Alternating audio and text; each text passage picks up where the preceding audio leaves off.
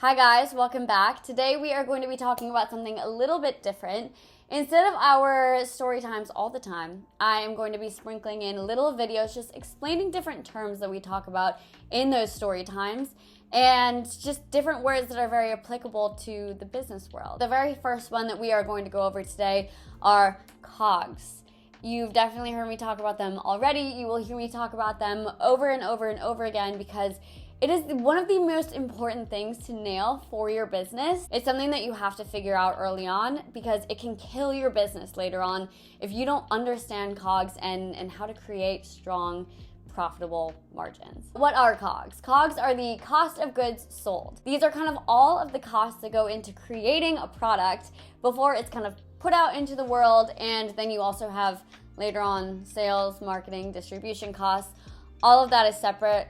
COGS are just the cost of creating that product. For food, you would think about ingredients. For a different physical product, it's the different parts you would have to buy to create it. It's the manufacturing costs. It is the packaging. All of that together is what makes up that COGS word. But like I said, it does not include, however, those later costs of customer acquisition. Those are additional costs. So you need a good amount of room between that COGS number and that final product selling number that you will be charging your customer so that you can create room to market and to distribute and to still take a profit at the end of the day. This is precisely why COGS are so important. You don't know how many brands I've seen that get all the way to the point of launching to the general public and they still don't have their COGS worked out. And what I will say is that sometimes your COGS, well, all the time, your COGS will get better with scale because you charge less for manufacturing and charge less for shipping. But if you launch with terrible COGS because you have an idea that you'll get to scale and then they will become decent COGS, you definitely shouldn't do that. That won't work out for your company and you will probably fail before you reach that scale. A lot of businesses will go really hard if they want to scale fast. They'll go really hard with their marketing costs to start and they might not be profitable for a while, but that number shouldn't be lacking because of your COGS. Your COGS should be tight from the very beginning because at the end of the day, your total sales minus your customer acquisition minus your COGS end up with your total profit. Your revenue can be sky high and be amazing, but it means nothing if your COGS are not tight. Let's get into some examples because it's good to learn visually.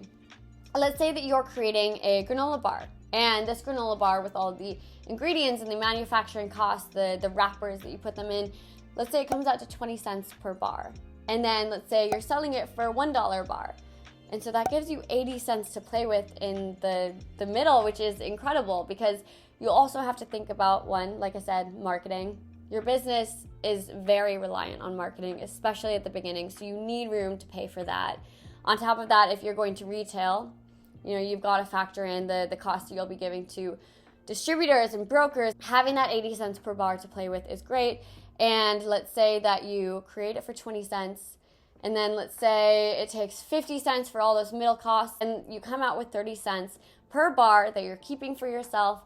That is that juicy 30% number that we love to see, and your granola bar business is great. But if you are creating this granola bar for 80 cents each, selling it for $1, you have terrible COGS, you don't have enough funding in the middle to pay for all this other stuff, and so your business model is not good. And you need to either find way cheaper ingredient and manufacturing all those people, or you need to be selling this granola bar for a much higher number. Okay, let's go into another example. Let's talk about, let's say you're making a drone that you want to sell on Amazon.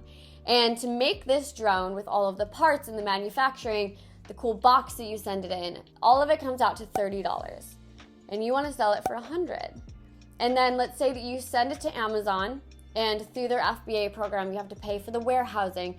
You pay for advertising through them. Let's say that comes out to $30 per product. So you've got the $30 COGS number, you've got the $30 customer acquisition number and warehousing, like I said, and then you sell it for $100. You've got $40 that you just made from that product, and that's an amazing business model and it's incredible. So you need that room in the middle because, like I said, The tighter your COGS are, the more you can play with, the more profit you can keep, and everything just kind of moves smoothly from there. Awesome, guys. So that is kind of COGS in a nutshell. I really hope that you enjoyed this, and I will be, like I said, letting out loads of explainer videos. But this was COGS, and I hope now that you understand it and that it makes a lot of sense. I would love if you hit that subscribe button and give me a like, all of those things. I'm still very new, and thank you so much for watching. I love creating these videos. Thanks, guys, so much. Mwah.